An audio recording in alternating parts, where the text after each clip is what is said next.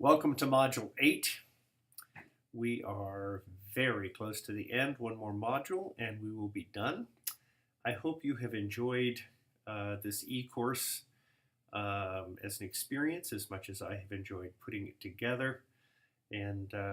having the opportunity to read your discussions and your papers. It's been very, very, very interesting and really enjoyed the opportunity to spend this virtual time together, as it were. So this week, I want to talk about the ways in which it's very, very important for those of us who work with young people to understand the ways in which we are both divided by the various discourses in our society and the ways in which we can come to understand how we are, in fact, one. And how, in understanding the ways in which we are one, we can come together in our difference and diversity, but for common purposes. We've talked about this a little bit in some other other modules before,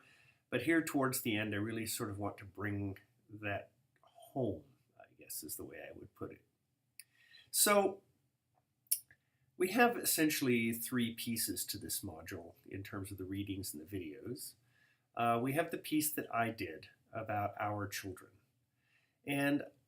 that piece for me is about acknowledging that every child across the face of the planet,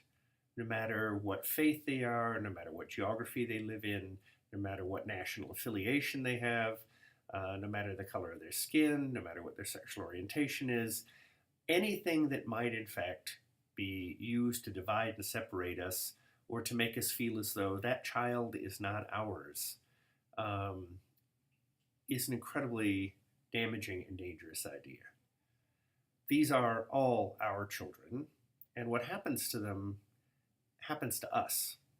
That is to say that you can't simply take a child and exclude them from your reality in terms of what you do or don't like about the ways in which they've been described, or the accidents of their birth, their accidents, their geography, the ways in which you perceive them to be different from you, and think that removing them from your consciousness, removing them from your heart, removing them from your circle of care can do anything other than to cause you a loss.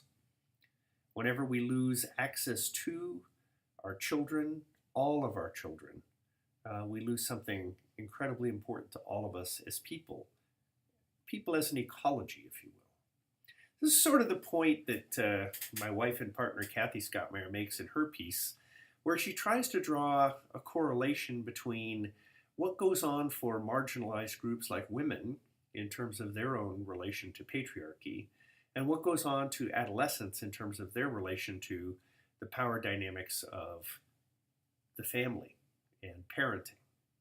And Kathy tries to make the point that children who are separated from us by designations such as adolescence really are lost to us in terms of what they can offer us in terms of our commonalities of struggle, the things that we both go through, the things that we all go through in terms of wrestling with the dominant paradigms, behaviors, and actions of our particular age. And I mean age as in historical age, not necessarily our age chronologically. So what's important there is to think through the ways in which we all go through certain kinds of pilgrimages, if you will, passages, ways in which we move across our lives. And when we make these transitions, when we go from one thing to another, whether it's in childhood to adolescence, adolescence to adulthood, adulthood into our old age and senescence,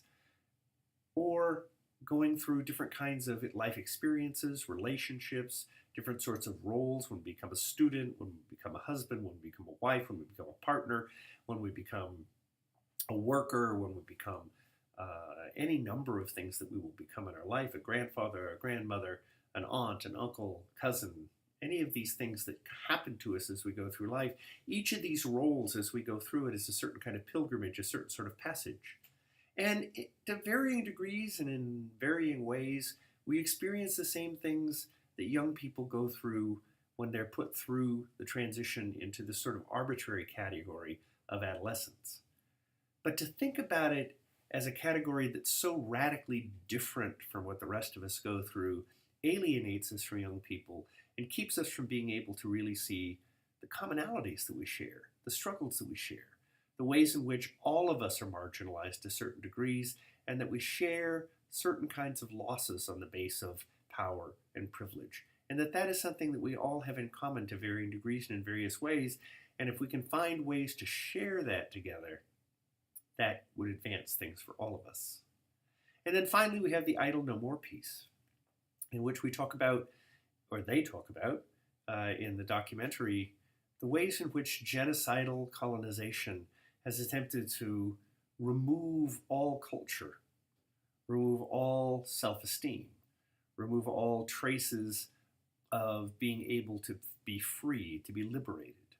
And how possibly in our contemporary age, even now as we move into capitalism as its height as a dominant system of rule, perhaps right then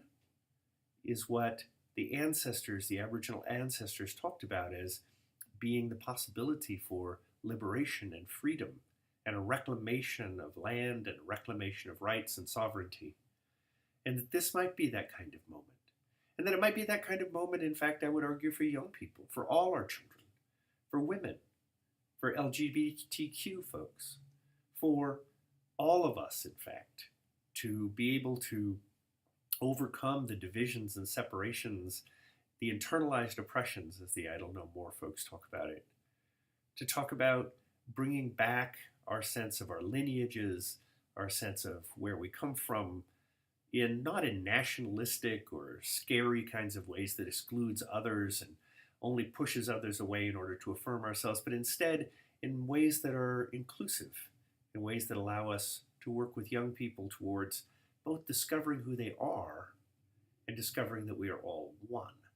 Not just one in terms of people, but one with the planet, one with animals, one with plants, one with our ecology, so that we can begin to think through what Gregory Bateson called the ecology of mind. And that is to think through the ways that we can think collectively, creatively, about how all of us are all entangled in this big, messy thing called life.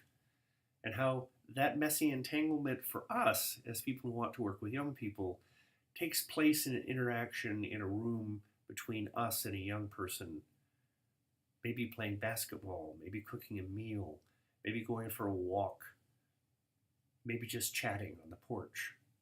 That messy entanglement of human beings and porches and basketballs and meals and food and trees and walks, that all of that is life. And perhaps at the end of the day, here at the end of this course, we might want to think about child and youth care as an affirmation of living force, as a way of understanding the ecological entanglement all of us are in, and how interdependent we all are on one another. How important it is that we understand how reliant we are all on one another,